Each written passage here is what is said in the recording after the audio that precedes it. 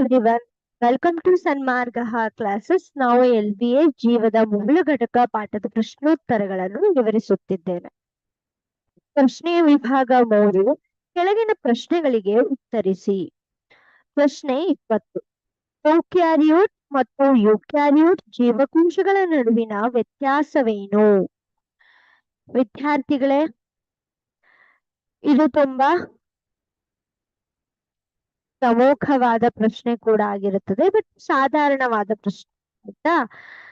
ನೋಡಿ, ಇಲ್ಲಿ ಇದು ಪ್ರೊಕ್ಯಾರಿಯೋಟಿಕ್ ಜೀವಕೋಶ,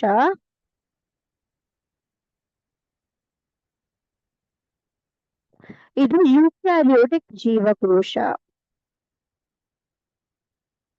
ನೀವು ನೋಡ್ತಿದ್ದೇನೆ, ನೀವು ಗುರ್ತ ಹಿಡಿಬಹುದಲ್ವಾ? ನೋಡಿ, ಇಲ್ಲಿ ಏನ್ ಡಿಫ್ರೆನ್ಸ್ ಇದೆ. ಪ್ರೊಕ್ಯಾರಿಟಿಕ್ ಅಲ್ಲಿ ಏನಿದೆ? ಸೆಲ್ ವಾಲ್ ಇದೆ, ಸೆಲ್ ಮೆಂಬ್ರೇನ್ ಇರಲ್ಲ ಇಲ್ಲಿ, ಆಯ್ತಾ. ಯೂಕ್ಯಾರಿಟಿಕ್ ಅಲ್ಲಿ ಸೆಲ್ ಮೆಂಬ್ರೇನ್ ಇರುತ್ತೆ.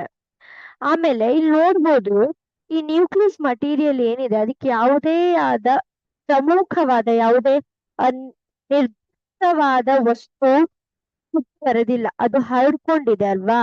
ಮತ್ತೆ ಇಲ್ಲಿ ಯೂಕ್ಯಾರಿಟಿಕಲ್ ನೀವು ನೋಡಬಹುದು ತುಂಬಾ ಕಣದಗಳು ಕಂಡು ಬರುತ್ತೆ, ಬಟ್ ಪ್ರೊಕ್ಯಾರಿಟಿಕ್ ಅಲ್ಲಿ ಆತರ ಬೇರೆ ಬೇರೆ ಕಣದಗಳು ಇರುವುದಿಲ್ಲ ಅಲ್ವಾ. ಸೊ ನೋಡಿ, ಬಿಡಿಸೋಣ ಇವಾಗ.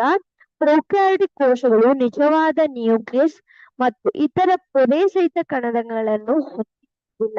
ನೋಡ್ಬೋದು ಇಲ್ಲಿ ಇದು ಸಣ್ಣ ಜೀವಕೋಶ ಆಗಿರೋದ್ರಿಂದ ಇದರಲ್ಲಿ ಯಾವುದೇ ಪೊರೆ ಸಹಿತ ಕಣದಗಳು ಇರುವುದಿಲ್ಲ.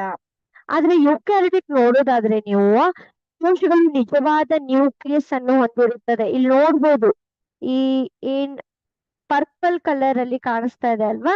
ಸೊ ಇದು ನಿಜವಾದ ನ್ಯೂಕ್ಲಿಯಸ್. ಓಕೆ, ಅದಕ್ಕೆ ನಿರ್ದಿಷ್ಟವಾದ ಕೋಶ ಪೊರೆಯನ್ನು ಹೊಂದಿದೆ ಮತ್ತು ಪೊರೆ ಸಹಿತ ಕಣದಂಗಗಳನ್ನು ಹೊಂದಿರುತ್ತದೆ.